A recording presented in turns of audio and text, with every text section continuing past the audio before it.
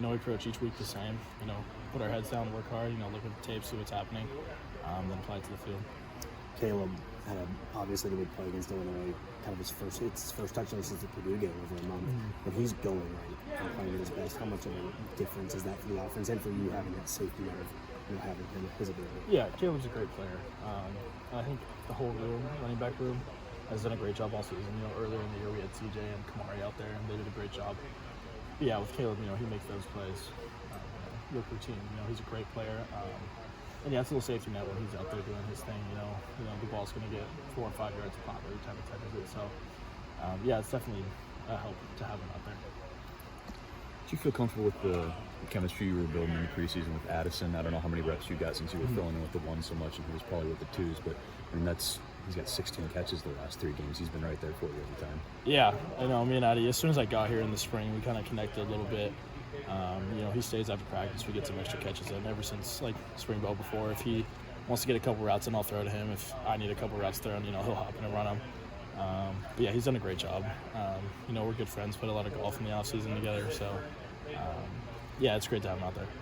Well, what's some stuff maybe behind the scenes that we can't see in terms of the work that the offensive line has put in?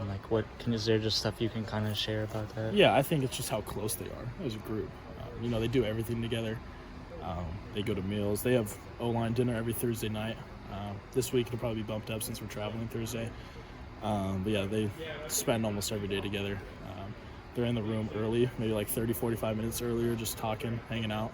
So I think that's one of the biggest things that people don't really understand is how, when you're closer, you play together better. Are you ever invited to the O-line dinners? Yeah, I pop in. Okay. We play some board games and stuff like that. So. What board games? Usually it's I should say card games. Play Uno. Is a big one.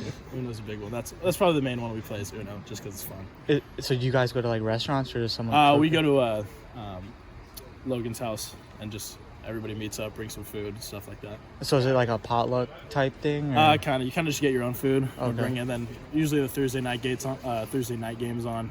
So we'll turn that on, and then if you're not watching that, you're playing Uno. So. Are you talking cooking, or are we bringing food from restaurants? Usually from restaurants, but Bo will cook. Right. Bo Stevens will cook some steaks. Nick will cook. Nick DeYoung will cook a lot too. So it kind of just depends on what you're feeling that night. Who's the best Uno player? It's hard to not say myself, but probably Logan. Deacon, you're obviously not unfamiliar with rivalry games. What have you been